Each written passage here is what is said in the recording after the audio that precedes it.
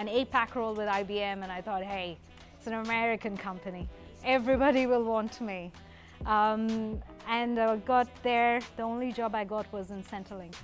So my first day in the job was, my training was how to physically fight people.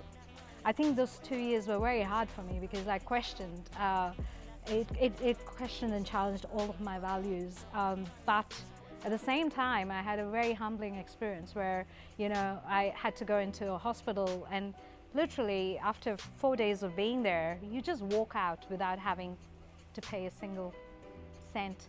The feeling of just walking out of the hospital, I literally stood there for 5 minutes for somebody to call me back and say, here's a bill you've got to pay.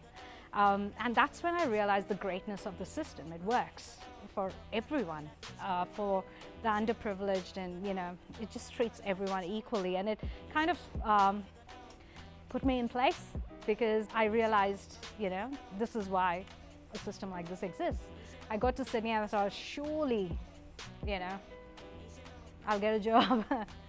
7 months later, still nothing.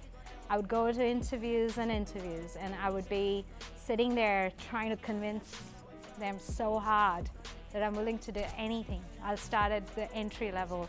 They'll be like, you're overqualified. I've done this in the past. No, it's not in your resume. I have worked with IBM, but you've got no finance experience. And trust me, it was soul crushing, because you're sitting there thinking, I could do this job so easily, and maybe better than you can, who's sitting in front of me, but just nobody gives you that chance. And I questioned everything about myself, and you go into like a spiral and a hole. Some of us have good days and some of us have bad days, and I did have bad days as well. And I still remember this one day, I had this interview with this Croatian woman, and she looked at me and she said,